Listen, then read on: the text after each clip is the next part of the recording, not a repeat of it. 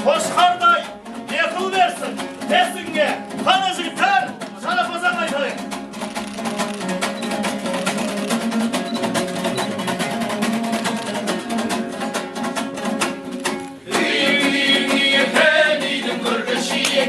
Ақсарайдай көрінген қандай жанның үйі екен, мен қаным айшырып мен өз ағамның үйі екен. Ассалаумағалейкум, сәлем бердік. Сәлемдесу жарапазан қазақтың ұлттық киімдерін киген әртүрлі этнос өкілдері. Солтүстік қазақстандықтар домбыраның сыңғыр үнімен амал мерекесі көрісу күнін қарсы алды. Қазақстан халқы ассамблеясында достық үйінде мерекелік көтеріңкі көңіл күй сезіледі. Іс-шараға облыс әкімі Ғауез Нұрмұхамбетов қатысып, баршаны жыл басымен құттықтады. Өздеріңізге денсаулық тілеймін, балалардың рахатын көріп мақсаттарыңызға жететін болыңыздар. Осылай еліміз аман болып, отанымыз гүлденіп, жұртымыз барымыз тыныш болып, тек қана жақсы болатын болсын. Осылай осы ұлыстың ұлы күні құтты болатын болсын.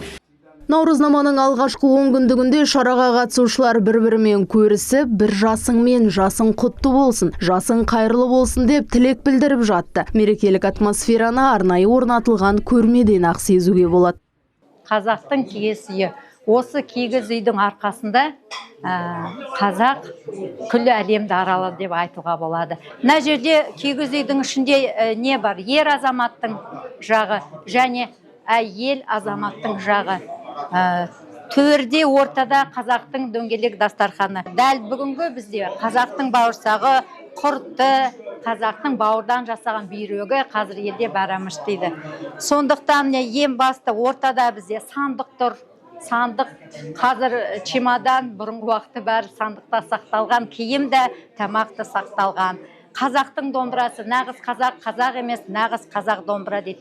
Наурыз айында туған баларды, ер адамдарды Наурыз бай деген, қыздарды Наурыз гүл деген, сондықтан бесіктің төрінде кішкентай сәбиді, киіз үйдің төрінде кішкентай сәбиді жатқызатын бесік тұр. Қазақстан халқы ассамблеясы төрінде мерекелік ақ дастарханда жайылған. Әртүрлі этнос өкілдері өздерінің ұлттық тағамдарын алып келген. Олар қонақтарға дәм татқызып, әр тағамның мән мағынасына тоқталды.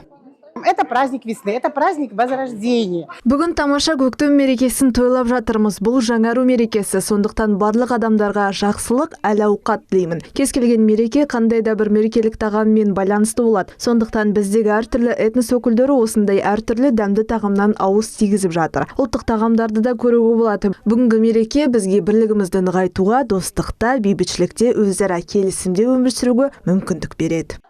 Бұл жерге кішкентай баладан еңкейген қарияға дейін жиналған. Іс-шара бойы ән мен күй шырқалып, ақсақалдар бата берді.